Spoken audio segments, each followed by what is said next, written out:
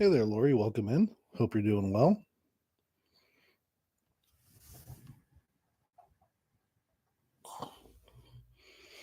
There we go. Thanks for dropping by. You're first in here. I'm going to let a few more people join in, hopefully. Either way, I'm prepared to give a show for one. It is fine by me. Chat GPT acting up a little bit tonight.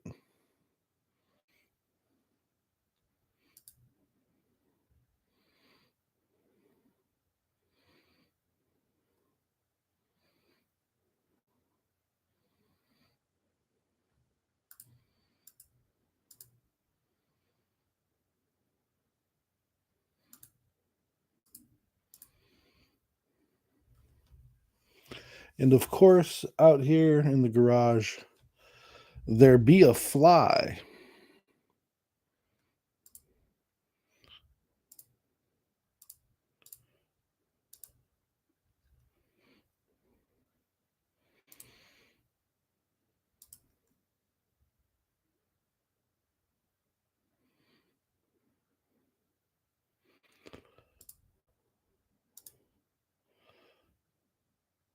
Now, I do like the fact over here on Intel Stack, it still shows you as just Lori, not your YouTube username.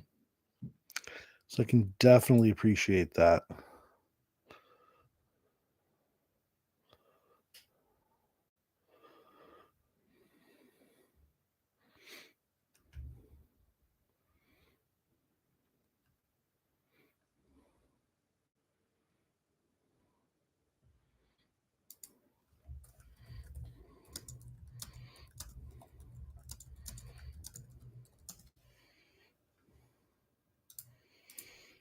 All right. Welcome in. Welcome in. Saw a couple more faces pop in there. Appreciate y'all coming in here. Say hi in the chat. If you're new around here, take a moment to subscribe, hit that like button for me, and share the stream on your social medias.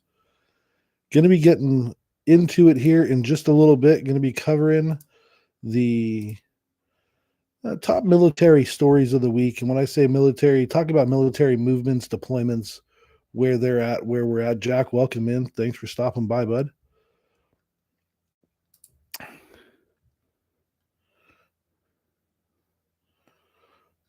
Just getting set up in the background here. I'll throw on the flight tracking.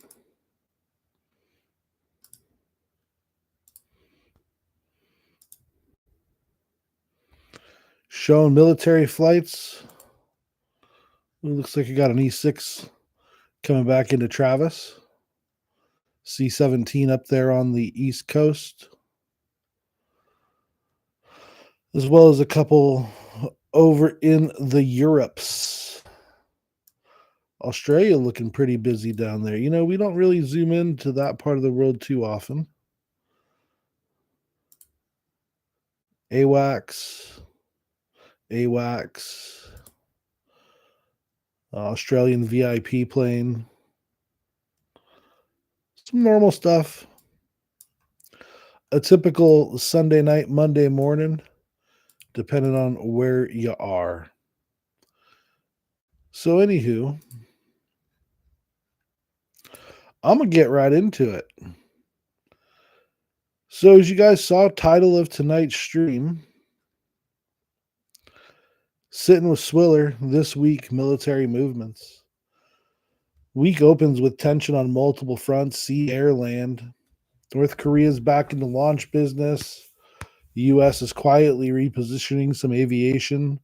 We knew that we already had planes going down to Puerto Rico, but it looks like we're repositioning some planes to El Salvador as well. We must have said, hey, we'll give you some cash if you let us store some airplanes down there for an upcoming event. Usually, and I would think in that situation, a Latin American country wouldn't want to incite or piss off one of its neighbors. Hey, by the way, the last time I went live, my audio was jacked up. Are you guys able to hear me? Just let me know in the chat, please.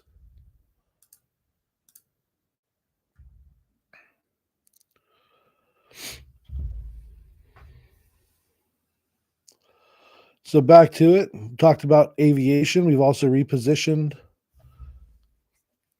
some naval assets as well. Thank you, Lori. Repositioned some naval assets as well to the area. I believe we have about 20,000 troops redeployed to the area. Meanwhile, the Senate voted on not limiting Trump's role and abilities in the arena down there, limiting his ability to strike. So I would say this episode isn't just about noise; it's about signal. Things are really moving, and we're going to figure out what's moving, why it matters. So grab a coffee or a beverage, and let's dive into it. So first on my list, North Korea, back on November the 7th, launched another ballistic missile, launched it from the country's northwestern region, overflew its own country before splashing down just outside of Japan's exclusive economic zone. Monitored by South Korea, Japan, and United States intelligence, the launch came days after expanded Allied naval and air patrols in the region. It wasn't about impact; it was definitely about message. On top of that, Pyongyang has been talking about more offensive measures. Don't know if that means overt or covert. So we're definitely going to be shifting an eye over in that direction. They definitely keep testing thresholds, whether it be the range or the altitude or the reaction of adversaries, their adversaries or our allies. And each launch is a question. They want to know how far they can go before somebody responds, before especially the U.S. responds.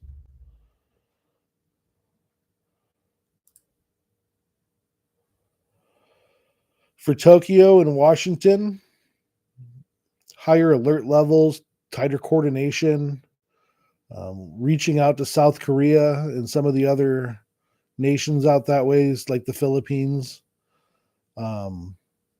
It's good practice for our space-based sensors that are picking up these launches. We're going to need to know what they look like when China undoubtedly in the next couple of years here goes after Taiwan with force. I remember that when T-Man was in office for his first term, everybody said that when Sleepy Joe got into office there, folks were going to see China just go after Taiwan. And sure enough, they didn't. And now everybody's saying because Trump's in, China's not doing it again, they're going to wait for the next president. I don't know what that means because I don't know what direction our whiplash politics are going to take us. But I'll tell you, when tests get this routine, they're not routine. They're not tests anymore. They're rehearsals for the real thing. And I think at this point, they've been rehearsals, and they're trying to cement in the minds of somebody out there that they mean business. Still TBD. As you know, the weaponry that North Korea has been sending to Ukraine has been just dog crap. The artillery shells, if they fire, sometimes half the distance. There's very little reliability. I know that in return for some troops fighting on behalf of Russia in Ukraine, that Russia has sent technical experts to give information to the North Koreans on how to produce better weapons. Maybe not better is the word, but more reliable weaponry of what they already produce. And they've also ramped up production of a lot of artillery pieces, both conventional artillery and rocket artillery. It's North Korea, even though they're ancient, they have a lot of firepower behind them, and it would be one hell of an exercise to see just exactly what happens out there on the Korean Peninsula. What do you guys think is the biggest to worry about?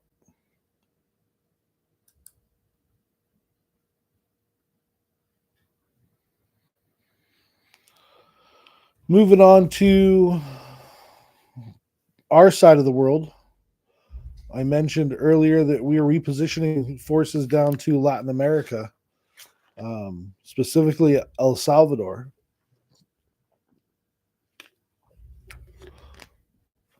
We are moving assets into Latin America. Fighters have been moved into El Salvador, and Southcom is opening up forward operating bases wherever a friendly country will let us. This is all being done under the umbrella of counter narco trafficking and trying to eradicate narco terror networks, as they can now be called, as they've been designated foreign terrorists. Um, it's getting kind of crazy. We've had B-1s off the coast of Venezuela. We've had a couple separate instances of B-52s off the coast of Venezuela. At one point, even potentially drawing a phallic object with their flight path. Definitely trolling Maduro. It's no secret that we've had a beef with Maduro since back in. I'm trying to think of the last guy that was there before Maduro. He passed away, and then Maduro took over. But I mean, we have had issue with Venezuela for some time now. They've got a ton of oil down there, an absolute ton of oil. I hate to think that this is all about the oil. I don't think it's about the oil now. I think that we are hedging that we need a oil source in our hemisphere that cannot be or cannot easily be disrupted. As you know, the Russian Navy is just absolute crap right now. Its reliability, its mission rate, its sortie capability, through the floor. The sanctions have hit that country hard. Putin putting every last dollar he can into the military.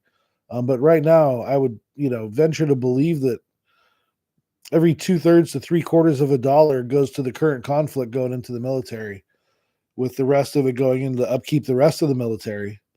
Uh, I don't see Russia being able to front a huge naval presence in the southern hemisphere, um, from where they're at with what they got.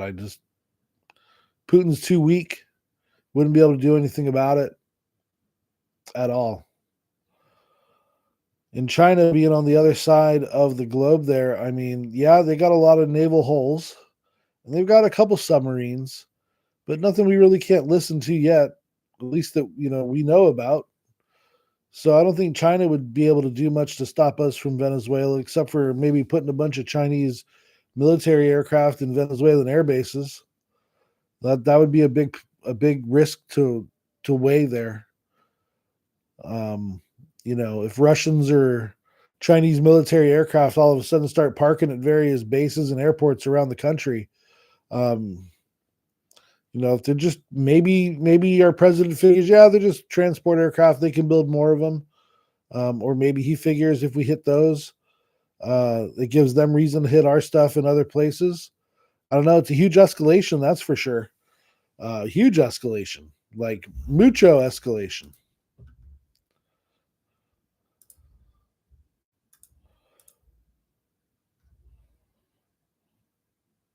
I forgot I got pictures.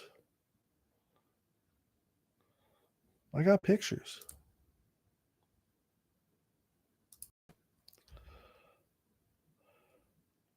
Ford class carrier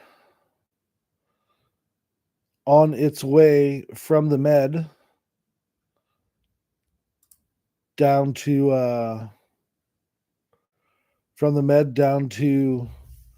the coast of Venezuela. Here you see the difference in a Ford class carrier compared to a Nimitz class carrier. Looks very similar, but you can see that the island, that's this area right here on this ship, or this area right here, if you can see my cursor, on that ship there. That is, where the captain sits, where they steer the boat from, of course. It's also where the war room is, the control tower, and whatnot. And you can see it's set farther back. The ship's a little bit longer, a little bit wider, carries a hair less aircraft. But the biggest difference is off the front here. These are electromagnetic launching systems that we have in there. Trump recently signed an order stating he wanted to go back to steam, but that's tough. Like, the Navy really doesn't like steam to begin with. So yeah, steam is inefficient. You have to have boilers to make the steam. Sorry, needed the thought to fully crystallize there in the mind. You need boilers to make steam, and boilers are really big devices. And it's not to say that there's no steam um, in the Ford. I'll have to look to see if there's any component of steam left in the Ford. But electricity is far more efficient. A good example of that are trains. There's a reason why trains are not steam anymore, and why most of the world powers their trains with electricity, or they power them by diesel. Yeah, but that diesel motor is turning a gigantic generator. So your train is powered by electricity that you're generating on site versus from a power line. And that's what those new catapults run off of. So as you see here, there's an F-18 and an E-2 Hawkeye sitting on the catapults on deck there. They would be propelled by the same kind of shuttle that the aircraft locks into on the Nimitz class up here. But instead of having a big giant steam piston behind it, think of a hydraulic ram steam piston. Instead of having that on it, it's hooked up to like an electric rail. They pass current into the rail, which propels the plane forward at the speed required for takeoff. Um, Earlier, I mentioned the island. You can see the island on the carrier on the bottom is set farther back than the carrier on the top. Again, they're both about the same size, maybe a little bit wider for the Ford. In 10 of them on order. So these Nimitz ones are going to slowly be phased out over time. They'll be kept in a state of readiness in some cases. Or they'll be either possibly turned into a museum ship. But even as a museum ship, that is still somewhat of a state of readiness. For those of you who like old battleships, there's a YouTube channel dedicated to the USS New Jersey, which is now a museum ship out off the east coast of the United States. And it would take money and time to get it back up to operational status.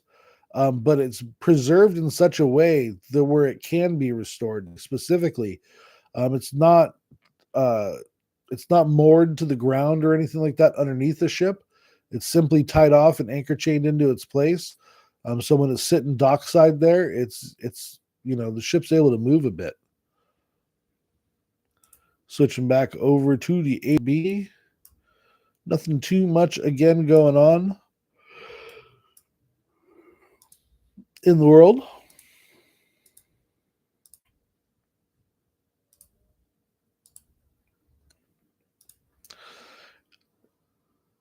And a small example of weaponry that we have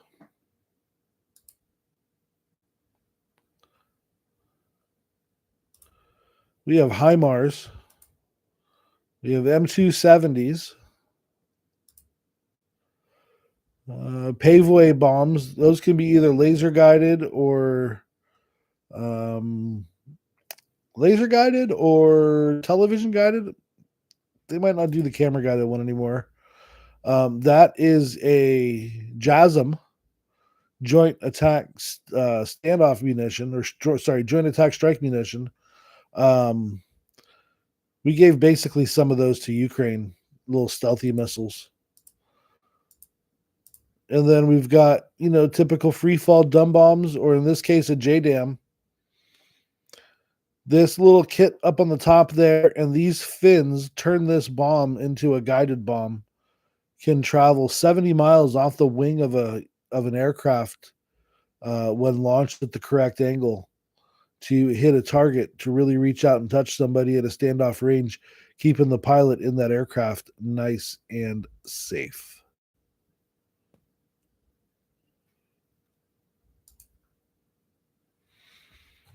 Hey, Jeanette, welcome in. Thanks for coming. Make sure you strike that like, and if anybody else is lurking there, maybe new around here, hit that subscribe button for me. Much appreciate it. Talking about current events in the military side of the world, monitoring some flights live,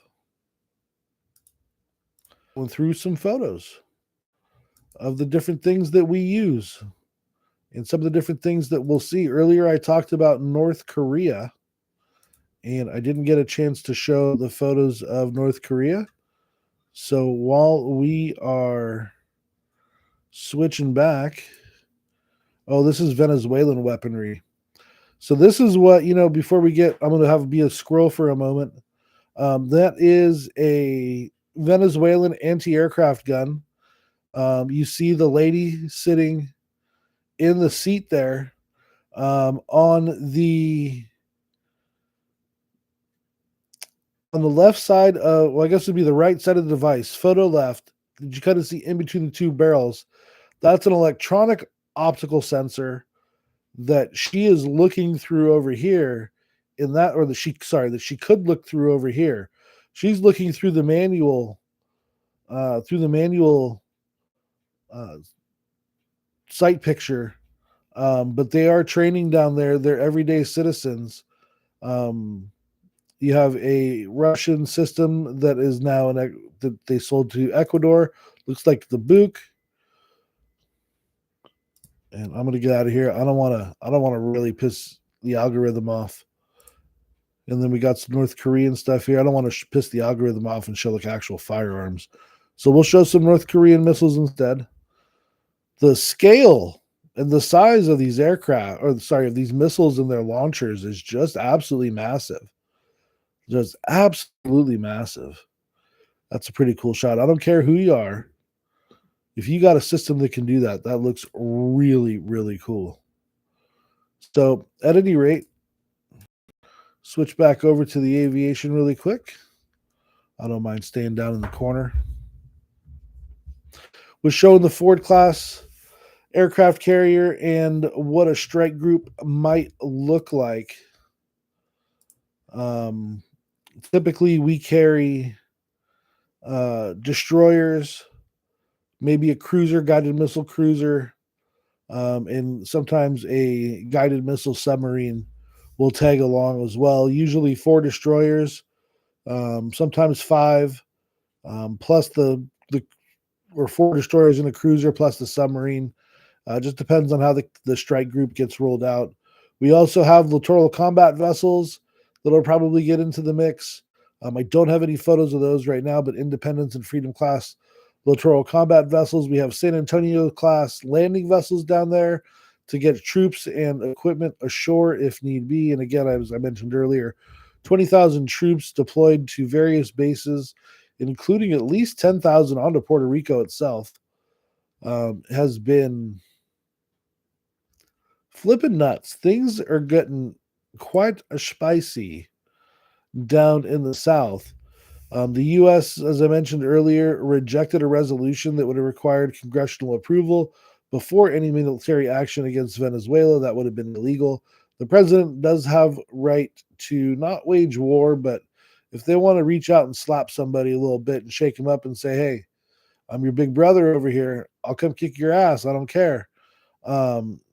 The Senate, being Republican controlled, voted no on that, so don't got to worry about that as far as a hiccup goes or affecting any sort of operations that we go. And I mean that in the sense of creating some sort of unsafe situation for our troops. That would be the last thing that any of us want here. And I would think that's, regardless of how you feel about the guy in the White House, that's probably the last thing he wants as well. just to be quite honest. Now, the one question that this raises to me is when we have so many assets that are near home or but still being stationed away from their home bases, how does that affect our international ability to respond? I know we have multiple carrier groups and multiple areas of operation, but we're stretched pretty thin, in my opinion. Still have resources in the Middle East. We still have resources in the South China Sea. I believe that Nimitz herself just made a docking in South Korea, which is part of the reason why little fat man decided to launch some missiles. He gets jealous when he sees boats that don't sink on launch. But hey, I just hope decisions have some sort of oversight and that there's at least somebody reliable, and whoever the policymaker or decision maker is at the time, somebody reliable in their ear to guide them, somebody with some wisdom, not just somebody holding a grudge against the other party and just, whatever the Dems say, do opposite, or vice versa. Whatever the Republicans say, do opposite if you're on the other side. I'm tired of this tit for tat stuff, and it's not going to help us down in Venezuela, I'll tell you that. And that's kind of what we're getting into as, with the elections that happened here, Prop 50, the mayor's race. While it doesn't seem big, and I didn't take it as big at first, it's setting a tone. It's setting a momentum. And I don't know about you guys, but I'm sick of whiplash politics. I don't think whiplash politics helps any of the things that I spoke about so far at all. At all. Military risk isn't just hardware, it's policy, it's relationships, it's geopolitical tensions, not just with you, but potentially their allies and potentially your allies. This is all over the place. There's a lot of distraction going on right now. Making me wonder what shoe is about to drop and where is it about to drop.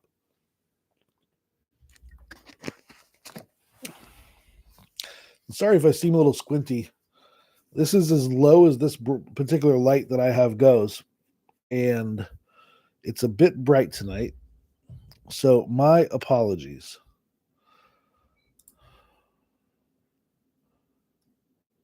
I appreciate the likes from everybody who stopped by so far. Much, much appreciated. As I mentioned, just covering some items that have happened militarily speaking, some movements logistically throughout the week here. As I'm getting through here, I only have a couple more topics. So if there's something that I haven't covered yet that you know about and that you want me to talk about here real quick, feel free to drop something in the chat. I can do a little bit of quick research while I talk and find out what's going on in whatever you are monitoring on your side as well. As you know, we're part of the War Watch Intel family. Part of that ethos that makes it such a great family. Of course, it's facts, not fear, but it's the community-based OSINT that everybody brings. So if y'all know something that you want me to talk about or have a particular topic, subject that's kind of in line with tonight that you want me to talk about, go ahead and drop it in the chat, and we can go from there. Otherwise, I'm going to get through these last couple of segments here and be off to shower time because I got to be up at 5 o'clock for work in the morning. So earlier we had mentioned a little bit about China, and we're going to head back over to the Indo-Pacific now. It's where the U.S. and the Philippines just announced a task force in the South China Sea. It's going to be a small task force, about 60 personnel, but I would say symbolically it's pretty massive. It formalizes combined planning, readiness, and crisis response between allies. They have used Fleet Week here in San Francisco. I live in California, as you guys know, but they've used Fleet Week here in San Francisco before to train for this exact type of mission. The Canadians came and the Australians came and they did a little exercise where they did a little beach insursion, not for combat purposes, but for natural disaster aid. But I'll tell you, it all works the same thing, whether they're bringing hospitals off of those LCAC hovercrafts, or they're bringing Humvees with firepower. It all works the same way, and it was very impressive to see. Um, I don't think China's at that point quite yet. They got a little ways to go. Their amphibious abilities are. China seems to like to build a prototype, and they'll keep building prototypes until they get to where they want it to be, and then they'll kind of put it in the back pocket. And then when it's time for something to hit the fan, they have designs that have been sitting around for years. And I'd like to think that we do that as well. But the more I see this with their corporate espionage and how untouchable it is, I have a feeling that whatever happens between us and China is going to be super protracted out there. Um, and I just, part of me thinks, can't we just get along? And part of me thinks, screw you, Mickey Ears.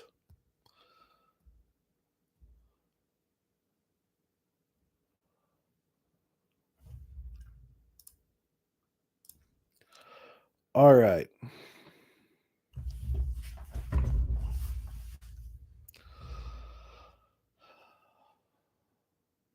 I don't know that we're reacting anymore. I mean, we're pretty much pre-positioned. We do our exercises out there. Xi Jinping gets pissed. We do more exercises. Little fat man in North Korea gets pissed. Then China unveils some weapon system that makes the news out here for a couple weeks, and that our anti-American news that are the alphabet networks that want to see America fail because they'll be able to make as much money on that as possible. I'll be careful. I'm not going to go down any rabbit holes. I'll digress on that. We'll leave that for another video. But yeah, needless to say, I don't think the media is our friend anymore. I think there might be some people in the media that are our friends, but the media in general, not our friends anymore. And you see their lean towards China. Whenever something that China does, they get out there on those ABC, CBS, NBC, and they praise the hell out of China. And it might not be overt, but that is exactly what they're doing. And I'm sorry, but the CCP is the enemy of the United States. And until more people start figuring that out, I think the media is going to keep hyping up China. That's why that Shenyang dancing group goes around the country and does performances in the big cities, in the US's 50 biggest cities. It's to desensitize folks to Chinese. It's so they can see this great artistic performance and have it make you think that, yeah, Chinese folks aren't so bad. They like this. They like performances just like we have Broadway. They have this, so they must not be that bad of people. It's all part of a bigger plan to normalize the way you think that China is. That way, when we finally do go to conflict with them, you're sitting there more likely to protest the conflict than to support the conflict. And, we're just one sea or air collision away from it possibly spiraling out of control. So, there's always that. And speaking of air collisions, that UPS flight out there in Louisville, something else.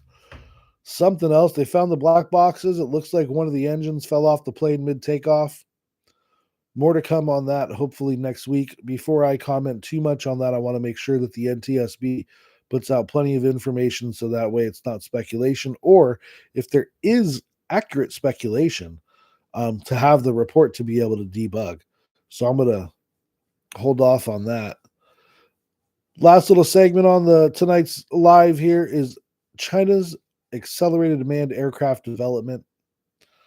Aerospace race time. We had the space race before, and we've had the atomic race, and now we're in the aerospace race. China is doing its damnedest to put out some really good examples of sixth generation fighters. Mind you, there is no such thing as a sixth generation fighter. It's a marketing ploy. So for all intents and purposes, we're going to say tailless, ultra low observable fighter aircraft. But we'll call them sixth generation, knowing that that's what it means. And China has unveiled two, possibly three. One of them, you can't see the top of the fuselage, so you can't tell if it has any windows in it or not, and it's from a behind shot. Scale-wise, it could be manned or unmanned, which is kind of the things that we're going for here. And even with the F-22 and even with the F-35, we're still in for somewhat of a fight. They do have a pretty large sized air force, and China be building shit just like we be building stuff. So, we got that going for us too. Not to mention, China just launched its third aircraft carrier. I mentioned that the Fujian last night on the War Watch TV live stream that we did there last night. And it's capable. It's a capable aircraft carrier. It's about 20% smaller than the U.S. aircraft carrier, than a U.S. supercarrier. But it is packed to the brim with technology, they say. So more to come out of that. We'll keep our eyes on the Fujian. And we'll keep our eyes on Chinese aviation coming up here in the near future, as we see more and more testing videos and testing photos popping up on places like the War Zone and Twitter or X, whichever you'd like to call it. I'll get some more photos across my desk here, and we'll make sure that we get them up here. But getting back to China as a proper, it's a very bureaucratic process to even negotiate with China. It's not like, hey, let's go into the store and get a box of ho-hos and open up the box of hos and eat some hos and talk some stuff out. It's way more complex.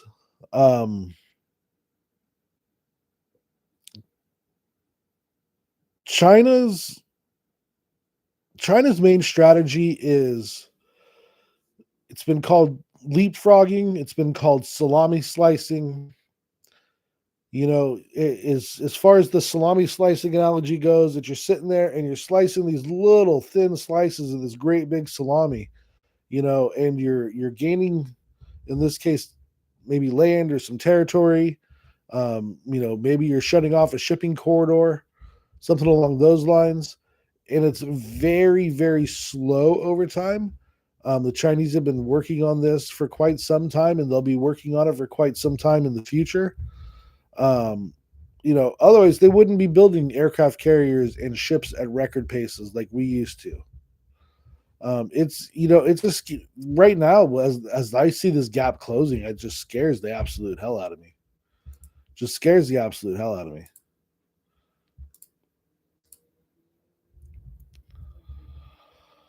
All right, y'all. On that note, we talked about 6 items here tonight, all the way, or all parts of the globe, from Europe to South America over to Indo-Pacific and Asia. I appreciate y'all being here with me tonight. It's been a blast. It has been an absolute blast. Oh, I can get the thing to go down one more. Oh, that's so much better. I thought I was on the minimum setting. Well, at least I get the last few moments here with you guys, not feeling like I'm looking at some car headlights. But at any rate, North Korea flexing out in the Pacific, U.S. assets repositioning all over Central and Latin America, China pushing extra hard to close capability gaps. A ton of different moves, and it just seems like one shared outcome, which is more anxiety in the United States having to posture and pre-position in more places than they ever have before. It is flippin' scary. But awareness is deterrence. Make sure y'all are aware. Make sure the folks around you are aware. Make sure you've taken a moment to like and subscribe to the channel here at Intel Stack. Also, make sure you take time to make sure you are involved over in the Warwatch Intel channel and the Warwatch Intel Discord. Great places made great by you folks. Well, thanks for sitting with me tonight. I'm Swiller. This has been Sittin with Swiller. Stay sharp, stay aware. I'll see y'all next week. I'm out.